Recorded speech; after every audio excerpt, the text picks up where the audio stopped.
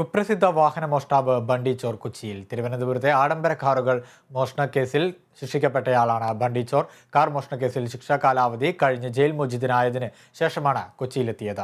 അതേസമയം ശിക്ഷ കഴിഞ്ഞിട്ടും ഹൈക്കോടതിയിൽ നിലനിൽക്കുന്ന ഇയാളുടെ ഒരു കേസിന്റെ അപ്പീലിൽ തീരുമാനമായിട്ടില്ല.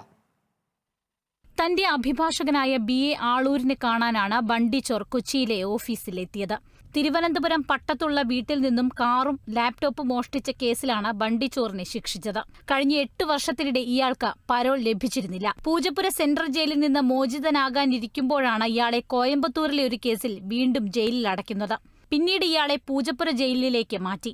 അതേസമയം നേരത്തെ ബണ്ടി മനോരോഗിയാണെന്നും വിചാരണയിൽ നിന്നും ഒഴിവാക്കി വിട്ടയക്കണമെന്നും ബണ്ടിയുടെ അഭിഭാഷകൻ കോടതിയിൽ വാദിച്ചിരുന്നു. ഇയാളെ പരിശോധിച്ച മെഡിക്കൽ ബോർഡ് വിചാരണ നേരിടാൻ ബണ്ടിക്ക് മാനസിക പ്രശ്നങ്ങളില്ലെന്ന് റിപ്പോർട്ട് നൽകിയതിനെ തുടർന്നാണ് വിചാരണ ആരംഭിച്ചത്. 2013 വാഹനമോഷണവുമായി ബന്ധപ്പെട്ട് ബണ്ടി ചോറിനെ പിടികൂടിയത്. 10 വർഷം കഠിന തടവായിരുന്നു ശിക്ഷ. എന്നാൽ ശിക്ഷാ കാലാവധി കഴിഞ്ഞിട്ടും ആഡംബര കാർ മോഷണ കേസിലെ അപ്പീൽ ഹൈക്കോടതിയിൽ തീർപ്പാകാതെ കിടക്കുകയാണ്.